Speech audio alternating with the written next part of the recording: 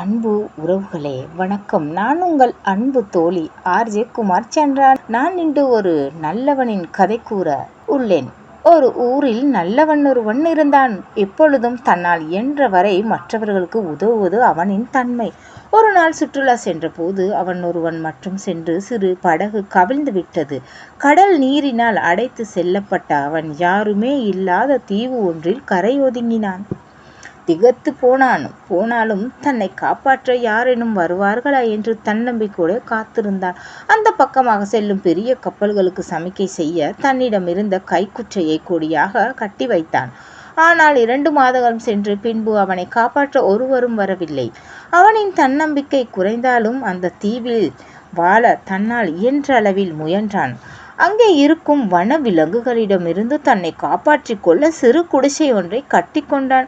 அங்கே கிடைத்த சிறு உணவுப் பொருட்களை தேடி கண்டுபிடித்து எடுத்து ஒன்று பயிற்சியாளினான். ஒரு நாள் அதே போல் அவன் உணவு தேடிக்கொண்டு திரும்பி வரும் போது அவன் மிகவும் கஷ்டப்பட்டு கட்டியிருந்த அந்த குடிசையை மொத்தமாக எரித்து சாம்பலாகி இருப்பதை பார்த்து திகைத்து போனான். அவன் குடிசையை இருந்த இடத்தில் புகை மட்டுமே வந்து கொண்டு இருக்கிறதே. ஆண்டவா, என்ன ஒரு சோதனை!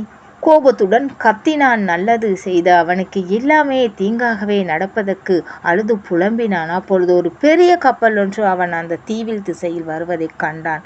கைகளை வேகமாக அசைத்து அவன் கத்த அந்த கப்பல் மெல்ல அந்த தீவின் அருகே இந்த கரையோரம் வந்து நின்றது. அவனால் நம்பவே முடியவில்லை. கப்பலில் இருந்து இறங்கி வந்த மாமியிடம் எப்படி அந்த தீவுக்கு வந்தார்கள் என ஆவலுடன் கேட்டான்.